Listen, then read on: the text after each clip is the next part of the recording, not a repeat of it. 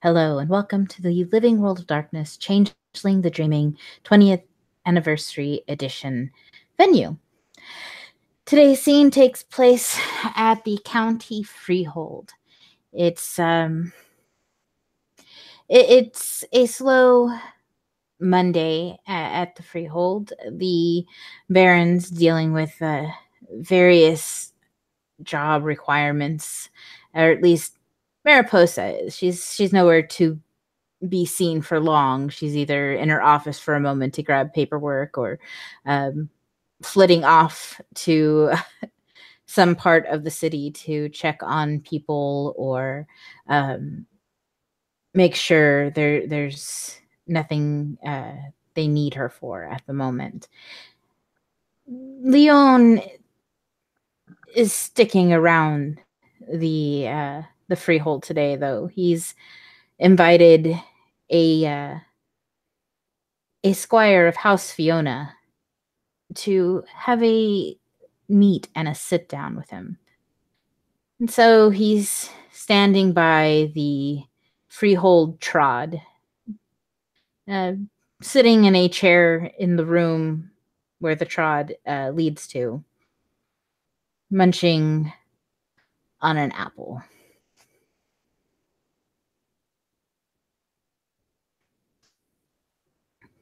And when you're ready to make your entrance, please do so. I was just thinking if he would be riding his horse, but I guess not if he's entering a room. So, he's a chimerical horse. I'm sure it's fine. right. If necessary, as Christian exits the silver path from the trod of Manhattan to the trod of the county, Christian dismounts his horse, if necessary, to clear the entrance to the room, and leads his horse in with just a gentle tug on the reins, being that it's a sentient, intelligent chimera, and then he bids it to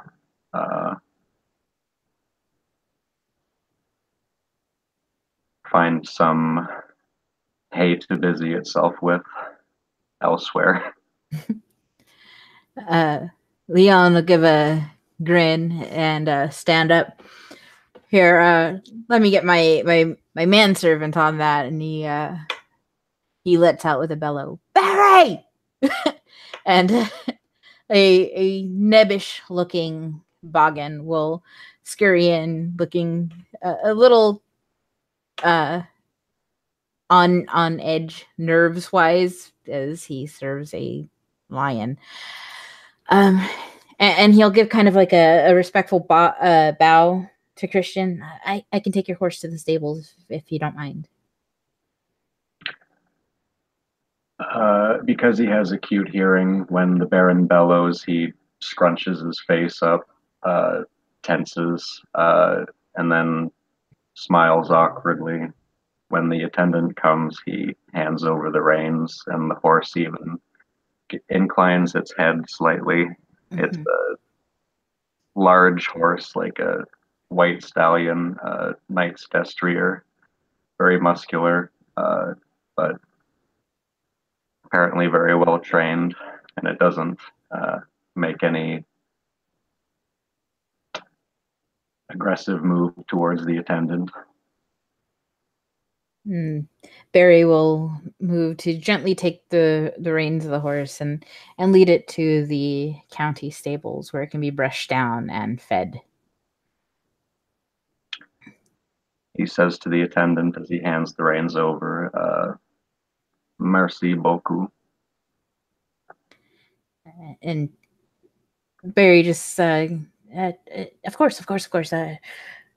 Let me know when you need him back, and he heads off. And Ljon just kind of chuckled. He doesn't really know how to take thanks very well. It throws him off his game.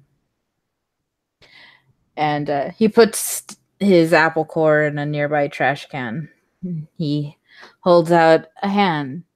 Baron Ljon Tirani ap Fiona. It's a nice to meet you. Christian turns to the Baron after handing off the reins to Barry and takes the Baron's hand. He bows, not low enough to kiss his hand, but enough to be respectful. I am pleased to make your acquaintance. I am Squire Christian Dubois de Fiona. Squire, huh? He rises from his bow. I am certain you know the story of that. I do not believe there is even a commoner in the city who does not. Well, I haven't exactly been asking around with the commoners, but I may have done a little bit of my own research before arriving. Some light reading on the train here. Oh, like Christian, he's got an unpleasant look on his face, but he just nods. It's a damn shame.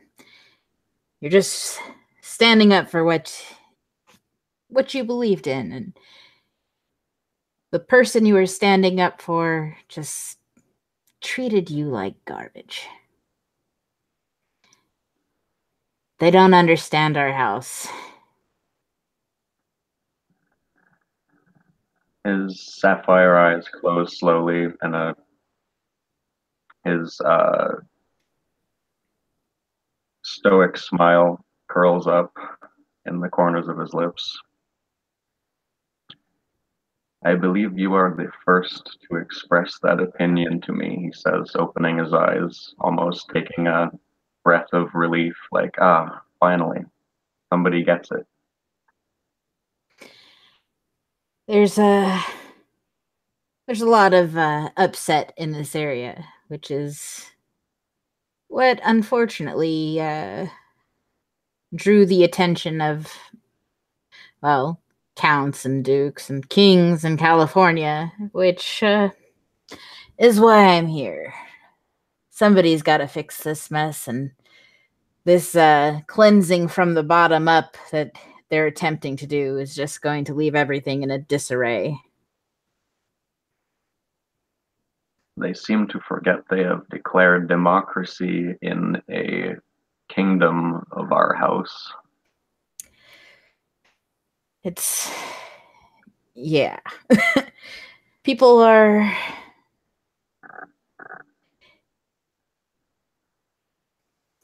he pauses to think of a nice way of saying this. Everybody wants to be equal until the shit hits the fan. And then when it does, not if it does, but when it does, they're all going to be looking for a leader, only to realize that they've cut themselves off at the neck.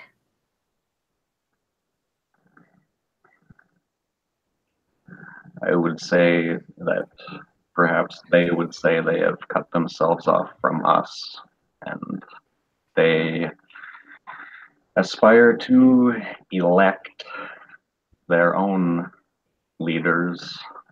However, because one is voted for does not mean make one capable. This is true. I've looked over the people that are running over in Manhattan. You got one who left our house. That's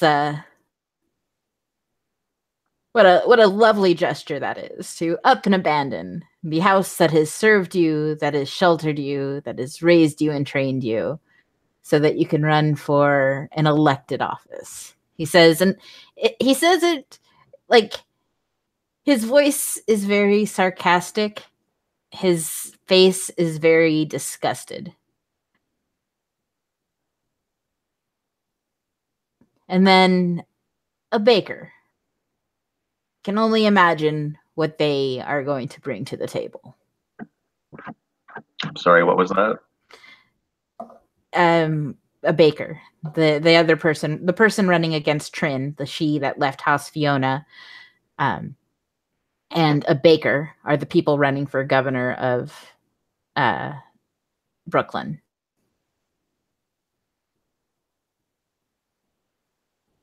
Christian lowers his gaze, but not his smirk. Yes, Trin, app, Trin. Hmm. I meant to have conversation with her as I meant to have conversation with Sebastian, but the only words Sebastian has ever said to me are, "You are demoted," and from Trin I have heard no words whatsoever, although we were once housemates. And what do you think of somebody who would leave the house that they've benefited so richly from in order to pursue democracy? I call her brave or foolish, depending on how you look at it. And yet, I do not look upon it favorably. Much more diplomatic than I am, he says with a smile revealing his pointed lion teeth. Um, shall we take a walk, stretch our legs, get some exercise? He nods. Please lead the way, Baron. And he'll grab his coat from the back of his chair and throw it on as he heads out to the gardens of the county freehold. Um, and there's various it's a beautiful garden with a hedge made and like various exotic birds, and he just kind of leads the way with a stroll. The city, it needs a lot of work, which is why the little flitting butterfly and I were sent from our respective homes. Basically, a sign of no faith in the Count to name his successor. Uh, but the darling little Liam girl doesn't seem to realize that she may not be best suited for this position of Count.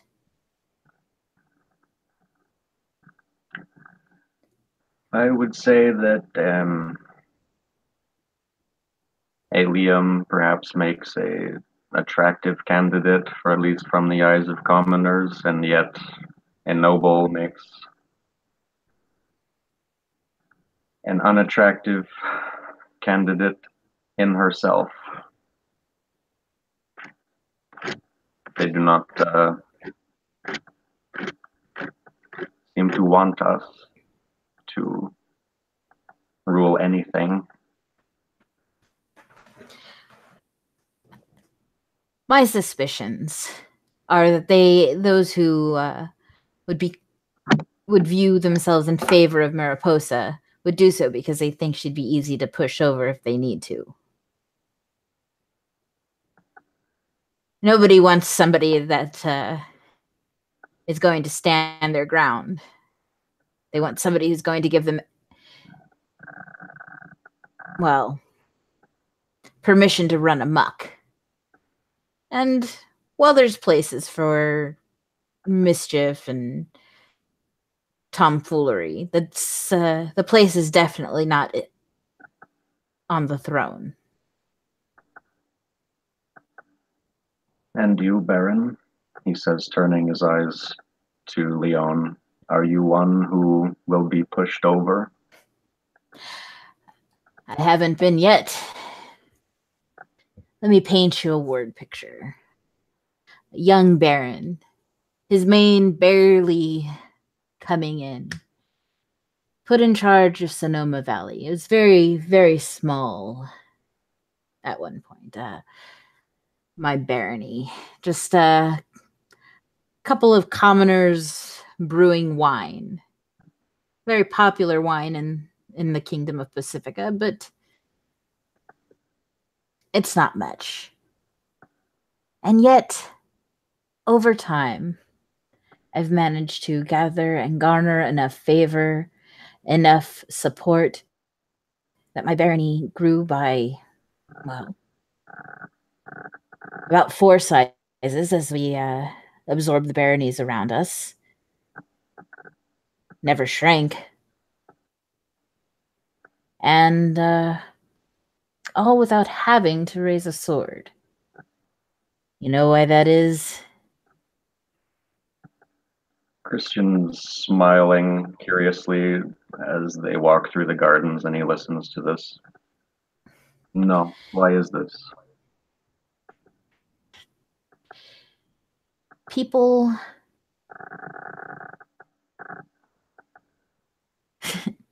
people want to be happy.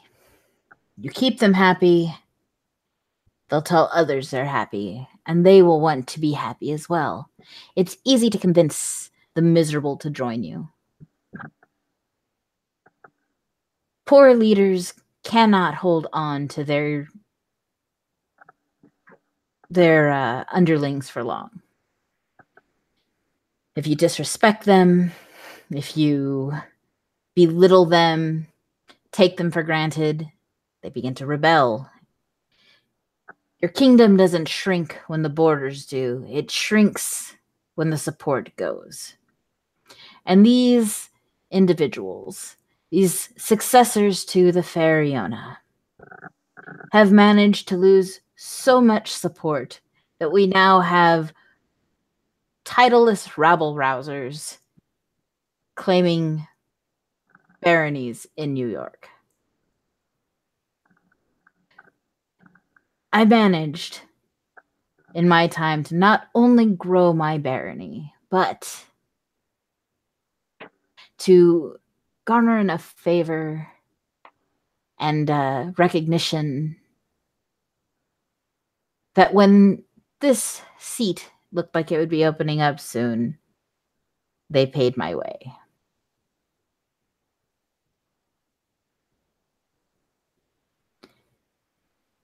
This is an important city, Christian. And anybody who thinks that New York City becoming a democratic county would serve the Kingdom Concordia well seems to forget the castle that lies not too far from here.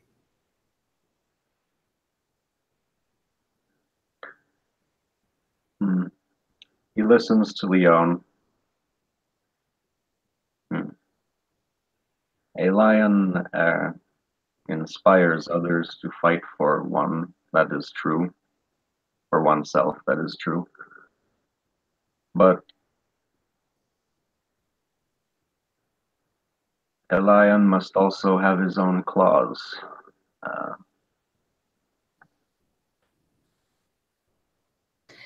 Are you questioning the strength of my claws? I would say I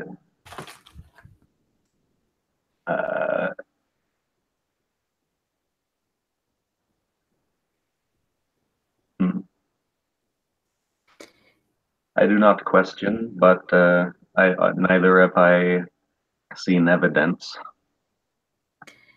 Well, it's good to keep people on their toes, wouldn't you say? The moment you show your hand too early, the moment people start trying to find chinks in your armor. But I assure you, I am no pussycat.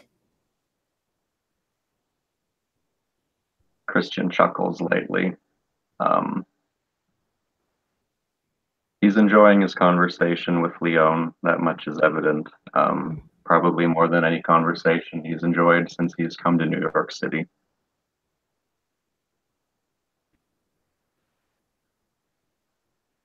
To the other part of your statement, I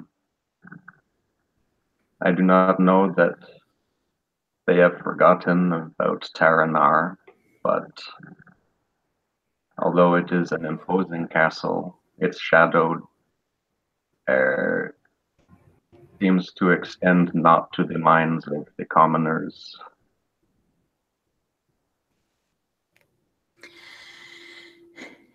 It does seem that they've forgotten how close they are to the High King himself. It's a travesty. Perhaps the High King has forgotten how close he is to danger. I perceive this to be a volatile situation at best, one that will provoke a unfortunate answer, if not from the Queen herself, Mab, or others, perhaps dukes, duchesses, or even kings and queens of other kingdoms, as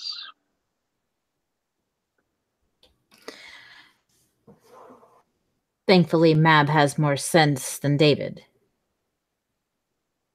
Why do you think the butterfly and I were welcomed into this city?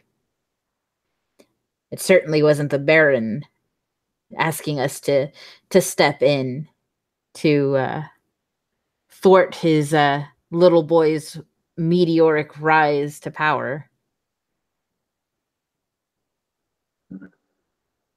by little boy, I take it you mean Sebastian. I do apologize if that rankles. I do know that you're currently serving under the boy. He clenches his teeth a little bit. It is a complicated matter. I am not. Deep breath.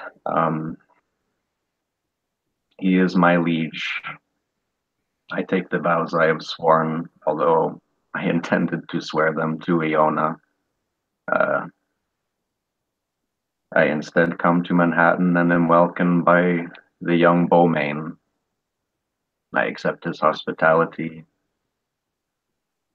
and I fight for his honor. And yet, his little bride fights with you. He rolls his eyes. That is known.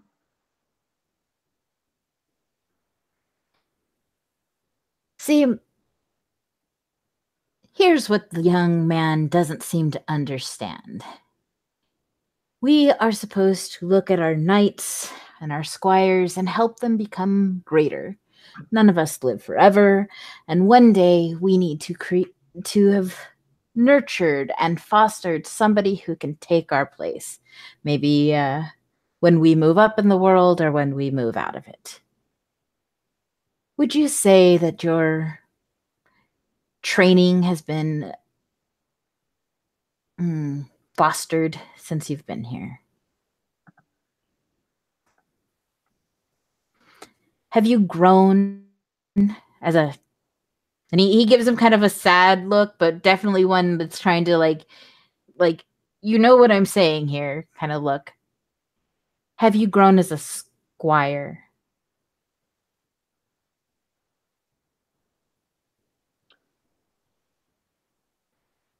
His eyes wander around.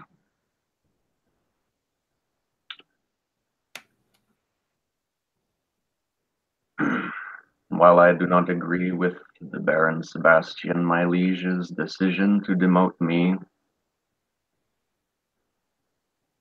I understand his reasoning for doing so, and yet I still do not agree. I also don't agree. I believe that if a man has the stones to stand up for an unpopular opinion, then he shouldn't be punished for it, especially since, well, I think the duel was punishment enough. That shit hurts. He raises an eyebrow at that.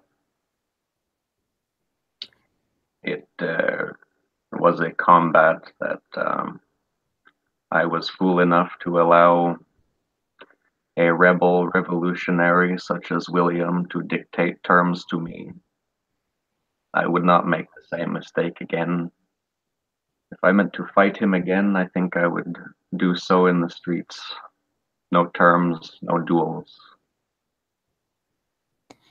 All of his strength versus all of mine. Instead,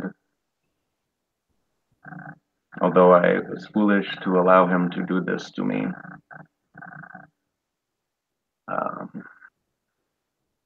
I was honor bound to accept his terms. Was it punishment to fall upon his sword and very nearly die? I have never come so close to death, although I dare say I felt my life slipping away as I bled out on the floor of that ballroom.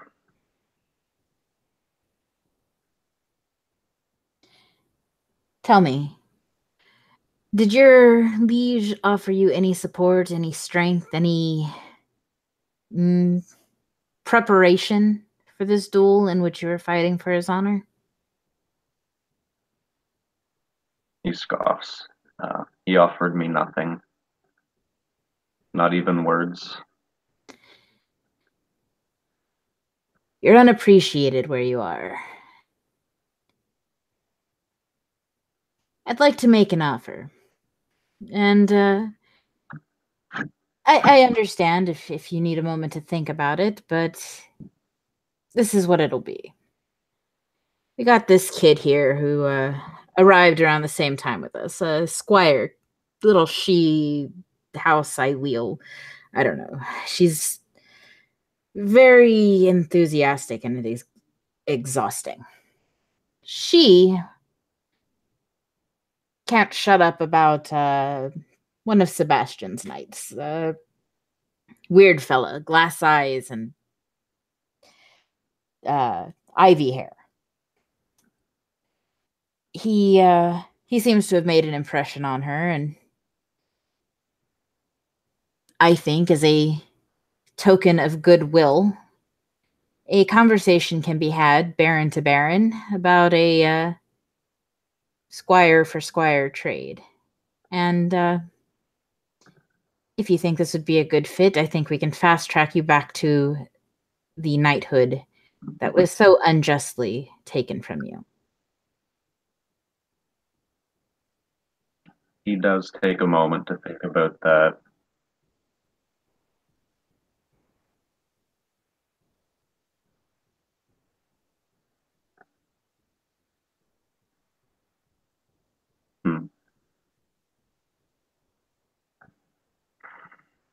If you would do this on my behalf, I would be grateful. However, I would have it said that I would have it said to Sebastian, rather,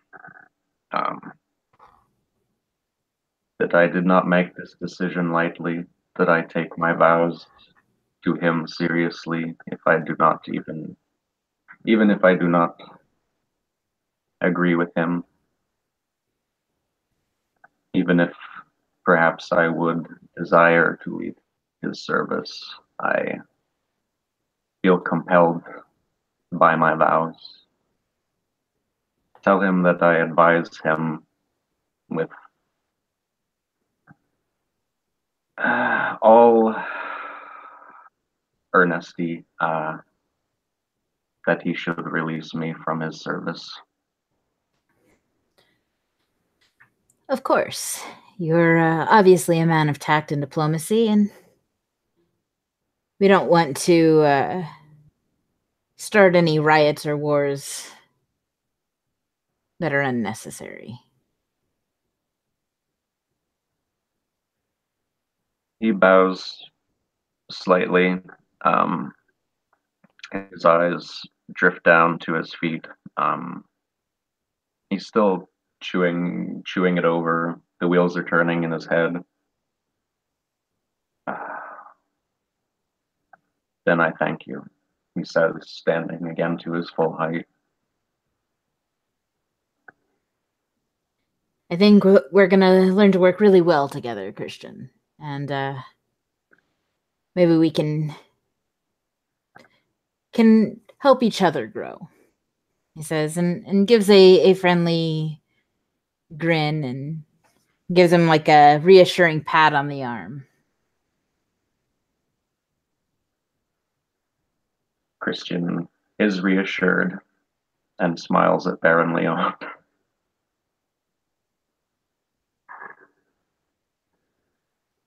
Now, let's go check on that horse of yours, shall we?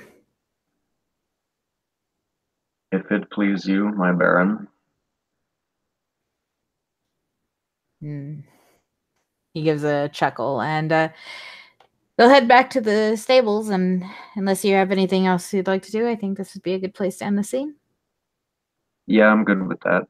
All right, sounds good. Then thank you, players, for playing. Thank you, watchers, for watching, and we will see you next time. Thank you.